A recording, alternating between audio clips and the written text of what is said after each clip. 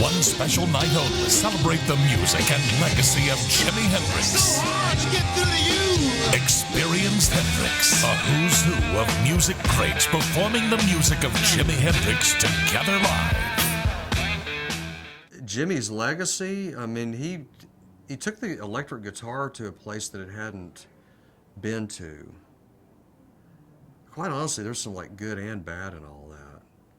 I mean, but what he was able to do creatively on the instrument, which is different in my mind than what the more modern day, what we call the shredder does. I mean, Jimmy was like a great compositional player. He came up with these genius creative ideas. Some of them weren't really that complex. They were just like, God, no one ever thought of that before, or how to put all that together and approach it in that way. To me, that's the genius of it. And that's the legacy. I think that music's timeless. I listen to Hey Joe. I played it last night. I get the same thrill I did the first time I heard it on the radio when I was a little teenager. And I go, that just says something to me personally. I don't know what it speaks to otherwise. I don't know how that speaks to me. I mean, even things from Wait Until Tomorrow that doesn't have a guitar solo, and you go, well, wow, where's the guitar solo? It's like, well, that's cool. It doesn't have one. You know, to stuff like Are You Experienced? It's got, backward tapes and, all kinds of different things going on I mean, whether it's Crosstown Traffic or Dolly Dagger or, I mean, the list seems to be endless. It's like every Hendrix song for the most part, you go, wow, that's really cool. And it's not like it was just one kind of thing. Like I kind of do this thing and everything's kind of a variation of just that thing.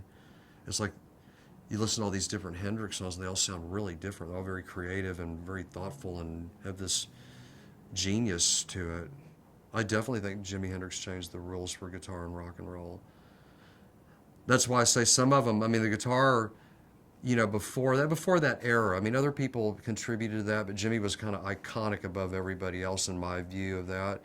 He kind of put the guitar on this interesting, pop cultural pedestal, where it's like the ruling instrument of the American society, It's like, there's not like a Jimi Hendrix trumpet player or like, trumpet isn't like, I'm digressing here, but, it's like, wow, it's the piccolo, so I know it's like the guitar, and Jimmy was foremost in bringing that about, I believe.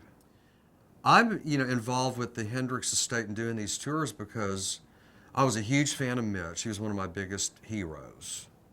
I guess you call it heroes, an influence. I really loved what he did. And I loved the music. And I've got a good relationship with everybody who's involved here. And it's fun.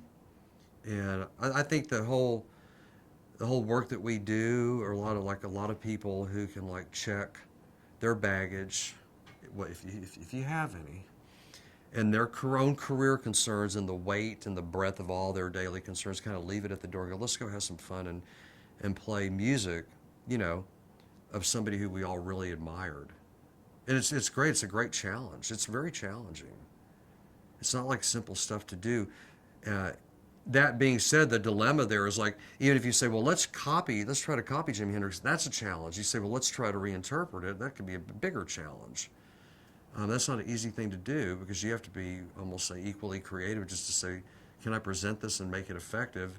And people not miss the fact that Jimi Hendrix isn't playing or it doesn't sound like what Jimi Hendrix did in any way, other than it's the song and it's the lyrics. And that's an interesting thing, I think.